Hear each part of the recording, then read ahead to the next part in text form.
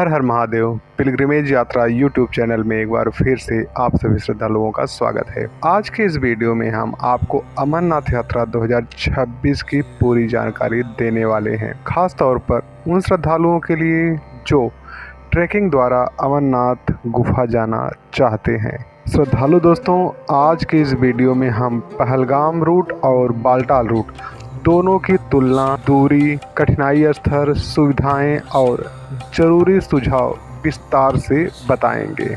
अमरनाथ गुफा जम्मू कश्मीर की हिमालयी पर्वतमाला में स्थित भगवान शिव के स्वयंभू हिमलिंग के लिए प्रसिद्ध है। मान्यता है कि इसी गुफा में भगवान शिव ने माता पार्वती को अमर कथा सुनाई थी। हर वर्ष लाखों श्रद्धालु कठिन परिस्थितियों के बावजूद इस पवित्र यात्रा पर निकलते हैं। श्रद्धालु दोस्तों, अब बात आती है कि अमरनाथ यात्रा ट्रैकिंग द्वारा क्यों जाएं। तो ट्रैकिंग द्वारा अमरनाथ यात्रा करना केवल एक यात्रा नहीं बल्कि आस्था, धैर्य और संकल्प की परीक्षा है। अगर हम इसके प्राकृतिक सुंदरता की बात करें तो अमरनाथ यात्रा के दौरान ट्रैकिंग मार्ग पर आपको प्रकृति की अद्भुत और अलौकिक सुंदरता देखने को मिलती है। चारों ओर फैली हरी भरी वादियां, ऊंचे देवदार और चीड़ के पेड़, बहती हुई स्वच्छ नदियां और छोटे छोटे झरने यात्रियों के मन को शांति प्रदान करते हैं। जैसे जैसे आप ऊंचाई की ओर बढ़ते हैं, प्राकृतिक दृश्य और भी मनमोहक होते जाते हैं, जो यात्रा की थकान को अपने आप दूर कर देते हैं। यहाँ की शुद्ध हवा और शांत वातावरण मन को ध्यान और साधना की स्थिति में ले जाता है।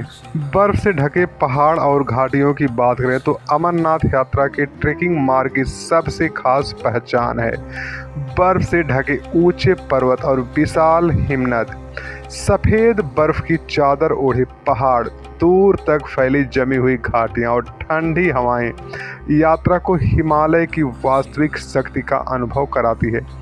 कई स्थानों पर बर्फीले रास्तों से होकर गुजरना पड़ता है, जो इस यात्रा को रोमांचक और यादगार बनाता है। यह दृश्य न केवल आंखों को सुकून देता बल्कि श्रद्धालु को यह एहसास कराता है कि वह प्रकृति की गोद में ईश्वर के अत्यंत निकट खड़ा है। अमरनाथ यात्रा केवल शारीरिक यात्रा नहीं बल्कि एक गहन आध्यात्मिक अनुभव भी है। चारों ओर गूंजते हर हर महादेव और जय बाबा बर्फानी के जयकारे पूरे वातावरण को सकारात्मक ऊर्जा से भर देते हैं। हर कदम पर शिव भक्तों की आस्था, भक्त और विश्वास महसूस होता है। जैसे जैसे यात्री गुफा के समीप पहुंचते हैं, मन स्वतः ही शांत हो जाता है और आत्मा में एक अलग ही ऊर्जा का संचार होता है। श्रद्धालु दोस्तों, यह वातावरण व्यक्ति को ध्यान, विश्वास और ईश्वर से जुड़ाव का अनुभव कराता है। अमरनाथ यात्रा ट्रैकिंग द्वारा करना एक आत्मिक और मानसिक परीक्षा भी है। कठिन चढ़ाइयाँ, ठंडा मौसम, कम ऑक्सीजन और लंबी दूरी, इन सब के बावजूद आगे बढ़ते रहना आत्मबल और संकल्प को मजबूत करता है। जब यात्री इन सभी चुनौतियों को पार कर अमरनाथ गुफा में भगवान शिव के दर्शन करता है तो उसे एक अद्वितीय संतोष और स्वयं पर विजय पाने का अनुभव होता है। यह यात्रा सिखाती है कि यदि आस्था सच्ची हो तो कोई भी कठिन मार्ग असंभव नहीं होता।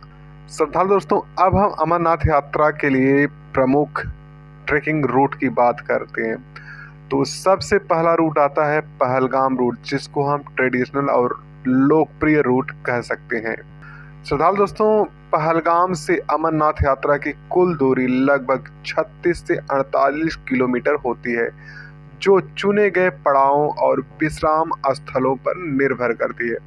इस मार्ग को पूरा करने में आमतौर पर 3 से 4 दिन का समय लगता है, जिससे यात्री आराम से यात्रा कर सकते हैं और ऊंचाई के अनुसार खुद को ढाल सकते हैं।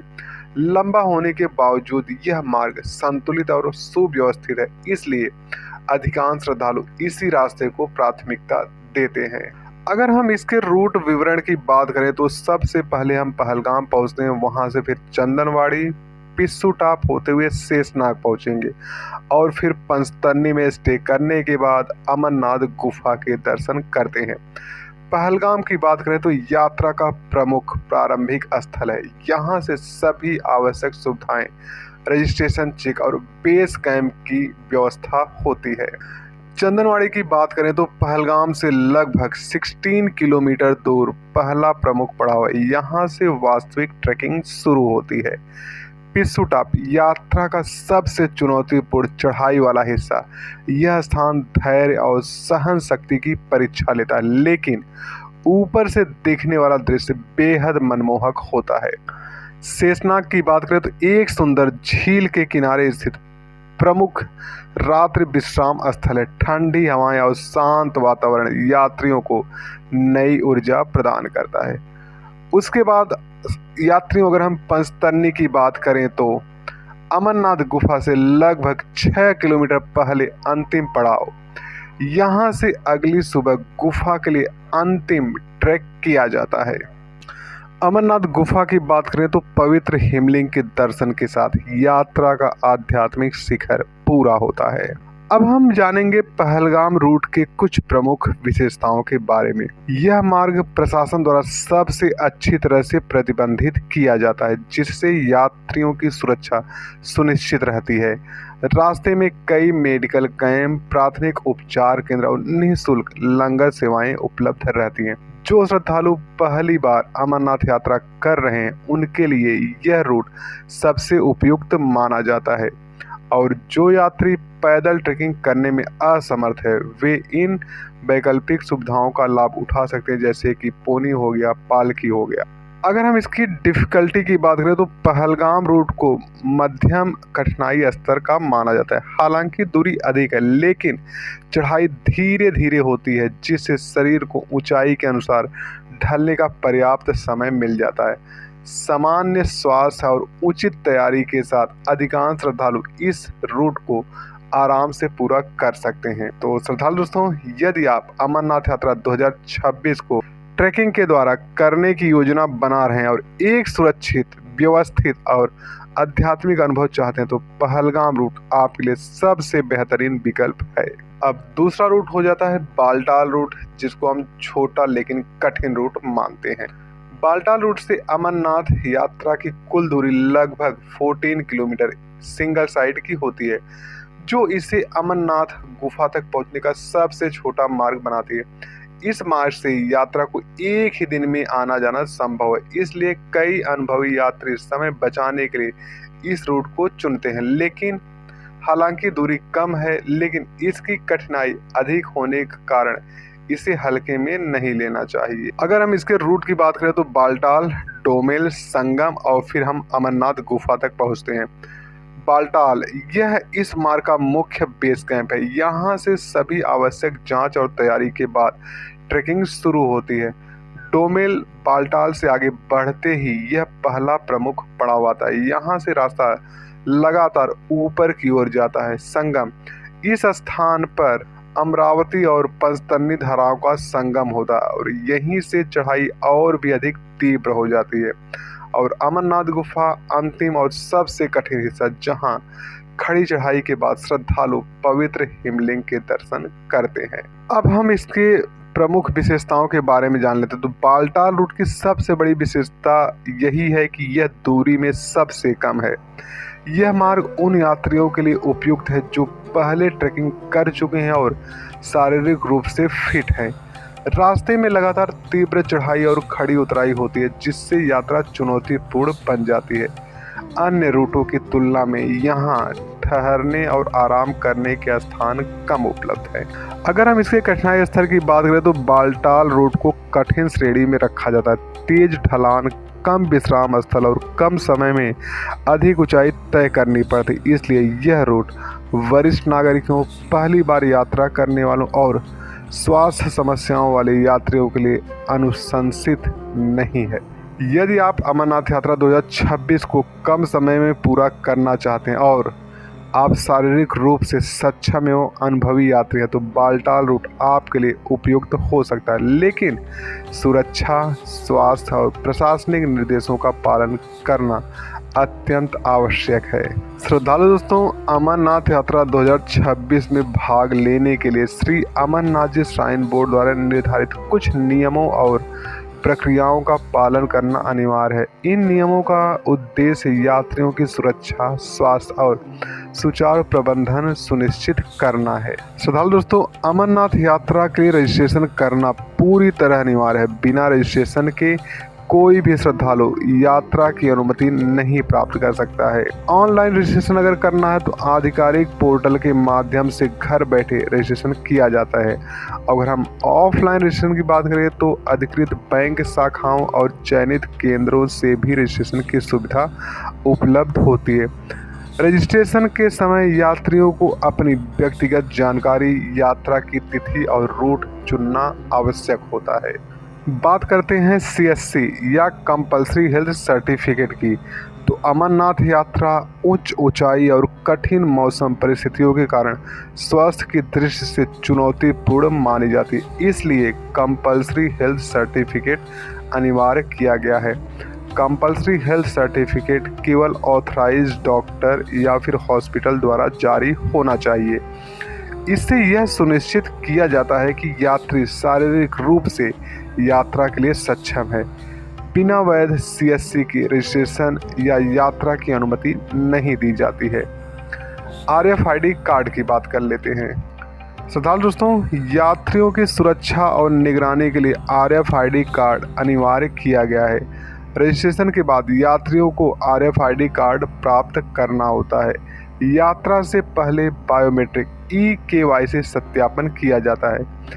यह प्रणाली यात्रियों की रियल टाइम ट्रैकिंग में मदद करती है और आपात स्थिति में त्वरित सहायता सुनिश्चित करती है। बिना RFID कार्ड के किसी भी यात्री को आगे बढ़ने की अनुमति नहीं दी जाती है।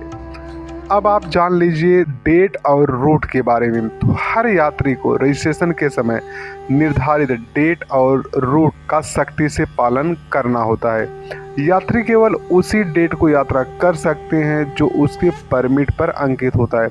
रूट बदलने या डेट से पहले बाद यात्रा करने की अनुमति नहीं होती है। यह नियम भीड़ नियंत्रण और सुरक्षा व्यवस्था को सुचारू बनाए रखने के लिए लागू किया गया है। तो श्रद्धालु दोस्तों, अमरनाथ यात्रा 2026 को सुरक्षित और सुव्यवस्थित बनाने के लिए registration, medical certificate, RFID card और तय नियमों का पालन करना अत्यंत आवश्यक है। इन सभी प्रक्रियाओं को समय पर पूरा करके ही यात्री एक सुरक्षित और आध्यात्मिक यात्रा का अनुभव कर सकता है। श्रद्धालु दोस्तों, अब हम जान लेते हैं अमरनाथ यात्रा के लिए ट्रैकिंग करते समय क्या क्या साथ में रखना है। तो अमरनाथ यात्रा ऊंचाई, ठंडे मौसम और बदलती जलवायु परिस्थितियों के कारण पूरी तैयारी के साथ करना अत्यंत आवश्यक है। सही सामान न केवल यात्रा को आरामदायक बनाता है बल्कि आपकी सुरक्षा और स्वास्थ्य भी सुनिश्चित करता है। जो भी श्रद्धालु अमरनाथ यात्रा के लिए प्लान कर रहे हैं वो गर्म कपड़े जैसे कि जैकेट, स्वेटर या थर्मल साथ में रखें। अमरनाथ यात्रा के दौरान तापमान अचानक बहुत नीचे गिर सकता है, यहाँ तक कि दिन में भी ठंड महसूस होती है। तो थर्मल इनर ऊपर और नीचे शरीर की गर्मी बनाए रखने में मदद करती है। ऊन के स्वेटर और जैकेट ठंडी हवाओं से सुरक्षा देते हैं और विंड प्रूफ और वाटर प्रूफ जैकेट बर्फ और तेज हवाओं में बहुत उपयोगी होती है। तो इसलिए यात्रियों, ठंड से बचाव के लिए गर्म कपड़े सबसे ज़रूरी सामान माने जाते हैं। अब हम जान लेते हैं ट्रैकिंग शूज़ के बारे में। तो ट्रैकिंग के दौरान फिसलन भरे पथरीले और बर्फीले रास्तों से गुजरना पड़ता है, इसलिए मजबूत ग्रिप वाले ट्रैकिंग शूज़ फिसलने से बचाते हैं। जूते वाटरप्रूफ और एंकल सपोर्ट वाले होने चाहिए। नए जूते यात्रा से पहले पहनकर अभ्यास जरूर कर लें। तीर्थयात्रियों, सही जूते आपकी यात्रा को सुरक्षित और आरामदायक बनाते हैं। रेनकोट या फिर पोंचो कह सकते हैं। अमरनाथ क्षेत्र में मौसम कभी भी बदल सकता है और अचानक बारिश या बर्फबारी हो सकती है, तो हल्का रेनकोट या पोंचो शरीर और सामान को भीगने से बचाता है। यह ठंडी हवा से भी सुरक्षा प्रदान करता है। रेनकोट ऐसा चुनें जिसे आसानी से बैग में रखा जा सके। अब बात आती है दवाइयाँ और प्राथमिक उपचार किट की। तो यात्रा के दौरान हल्की तबीयत खराब होना सामान्य बात है, इसलिए प्राथमिक चिकित्सा किट जरूर रखें, जैसे कि सामान्य दवाइयाँ बुखार के लिए, सिर दर्द के लिए या फिर पेट दर्द के लिए। ऊंचाई से संबंधित दवाइयाँ डॉक्टर की सलाह के अनुसार, बैंडेज, कॉटन, एंटीसेप्टिक क्रीम और ORS और ग्लूकोज। अपनी व्यक्तिगत दवाइयाँ पर्याप्त मात्रा में जरूर रखें। अब हम जान लेते हैं टॉर्च और पावर बैंक के बारे में। तो कई स्थानों पर बिजली की सुविधा सीमित होती है। टॉर्च या हेडलैम्प रात के समय या कम रोशनी में बहुत उपयोगी होता है। पावर बैंक मोबाइल को और अन्य जरूरी डिवाइस चार्ज रखने में मदद करता है। टॉर्च में अतिरिक्त बैटरियां रखना भी अच्छा विकल्प है। और श्रोताओं दोस्तों, सबसे इम्पोर्टेंट ID प्रूफ और यात्रा परमिट। यात्रा के दौरान डॉक्यूमेंट की जांच कई स्थानों पर की जाती है, इसलिए वैलिड ID प्रूफ जैसे कि आधार कार्ड, वोटर ID या पासपोर्ट साथ में रखें। अमरनाथ यात्रा के लिए रजिस्ट्रेशन पास रखें और RFID कार्ड। इन डॉक्यूमेंट को वाटरप्रूफ कवर में सुरक्षित रखें। तो सही सामान के साथ की गई तैयारी अमरनाथ यात्रा 2026 को सुरक्षित, आरामदायक और सफल बनाती है। कम सामान रखें, लेकिन जरूरी और गुणवत्ता वाला सामान जरूर साथ ले जाएं। अमरनाथ यात्रा उच्च ऊंचाई, कम ऑक्सीजन और बदलते मौसम के कारण शारीरिक व मानसिक रूप से चुनौतीपूर्ण होती है। इन परिस्थितियों में सुरक्षित यात्रा के लिए कुछ सुझावों का पालन करना अत्यंत आवश्यक है, जैसे कि सबसे इम्पोर्टेंट है ऊंचाई पर धीरे धीरे चले। ऊंचाई बढ़ने के साथ शरीर को वातावरण के अनुसार ढलने के लिए समय चाहिए। तेज चलने या जल्दबाजी करने से सांस फूलना और चक्कर आना जैसी समस्याएं हो सकती हैं। धीरे और नियमित गति से चलना शरीर को ऑक्सीजन की कमी से बचाता है।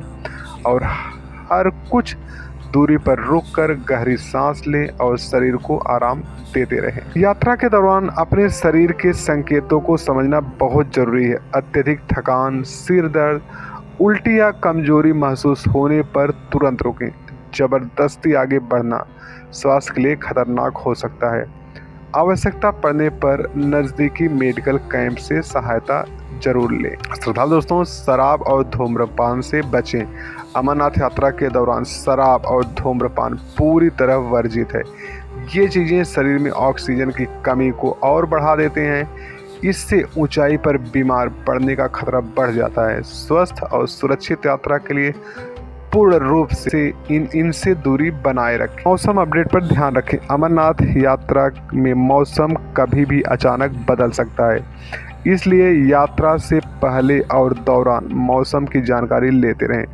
बारिश, बर्फबारी या तेज हवाओं की स्थिति में प्रशासन के निर्देशों का पालन करें और खराब मौसम में आगे बढ़ने की जिद ना करें।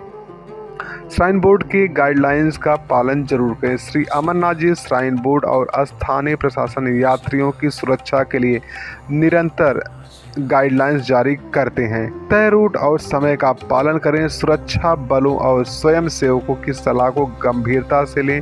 प्रतिबंधित क्षेत्रों में प्रवेश ना करें। श्रद्धालु दोस्तों, स्वास्थ्य और सुरक्षा नियमों का पालन करके अमरनाथ यात्रा 2026 को न केवल सुरक्षित बल्कि सुखद भी बनाया जा सकता है। याद रखें, सावधानी ही सबसे बड़ी सुरक्षा है। अमरनाथ यात्रा 2026 ट्रैकिंग द्वारा करना एक जीवन भर याद रहने वाला आध्यात्मिक अनुभव है। चाहे आप पहलगाम के शांत मार्ग से जाएं या बालटाल के चुनौतीपूर्ण रास्ते से, यह यात्रा आपको भक्ति, विश्वास और आत्मिक शांति से भर देगी।